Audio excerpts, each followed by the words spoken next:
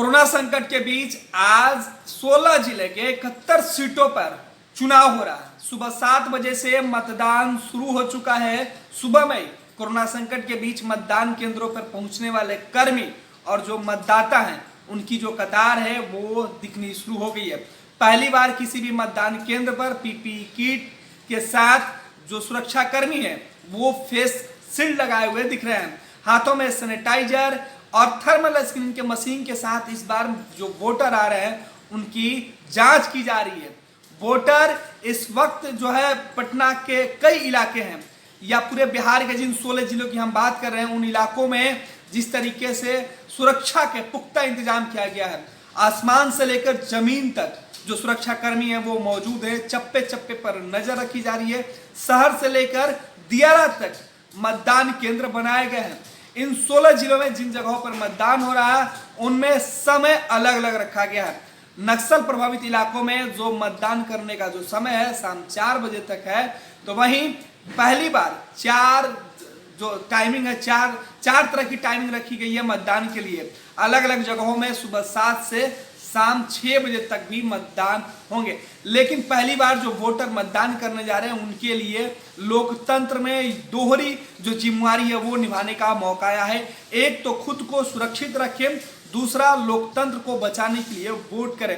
पहली बार जो वोटर है वो मास्क लगा के मतदान केंद्र पर पहुंच रहे हैं, हाथों को सैनिटाइज कर रहे हैं, हाथों में ग्लव्स लगाने के बाद मतदान केंद्र के अंदर उन्हें जाने की इजाजत दी जा रही है। जो पोलिंग बूथ पे जो कर्मी हैं वो भी काफी सावधानी बरते हुए हैं और पूरे जो बिहार से जो तस्वीरें निकल के सामने आ रही, जिन 16 जिलों की हम चर्चा कर रहे हैं जहां आज पोलिंग हो रहा है, उन तमाम जगहों के जो हालात हैं वो सबसे दिलचस्प होते जा रहा है, क्योंकि वोटर पहली बार इस अग्रेसन के साथ मतदान केंद्र पर पहुंच रहा है कि बिहार में कोरोना संकट के बीच किस तरीके से चुनाव हो रहा है।